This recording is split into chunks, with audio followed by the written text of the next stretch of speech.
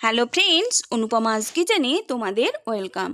আজ আমি তোমাদের মাইন্ড ব্লোয়িং টেস্টের মোচা চিংড়ি বানিয়ে দেখাবো। তার জন্য দেখো নিয়েছি মোচাটা কিভাবে বাছতে হয় একবার দেখে নাও। উপরের খোসাটা ফেলে মোচাটা নিয়ে মোচার মধ্যে যে একটা শক্ত ছোট ডান্ডার মতো থাকে সেটা ফেলে দিতে হয়, আর ছোট্ট সাদা রঙের একটা পর্দা থাকে সেটাও ফেলে দিতে হয়। এভাবে আমি মোচাগুলো বেছে ধুয়ে কেটে নেব।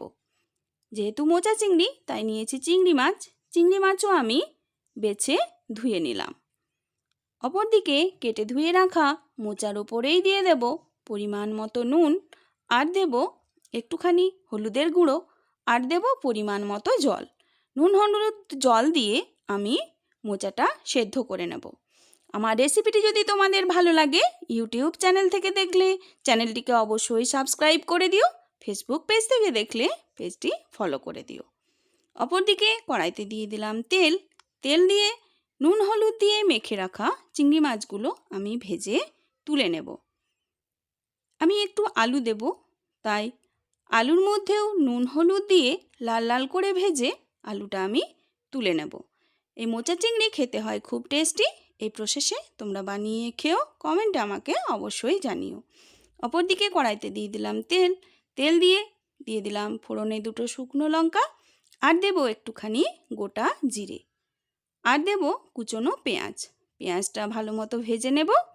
তারপরে দেব আদা রসুন জিরে লঙ্কার পেস্ট।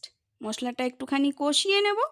কষিয়ে নিয়ে একটুখানি জল দিয়ে দেব হলুদের গুঁড়ো। হলুদ গুঁড়ো দিয়ে মশলাটা আবারও কষিয়ে নেব। এই যে দেখো মশলা কষানো আমার হয়ে গেছে, মশলার থেকে তেলও ছেড়ে দিয়েছে।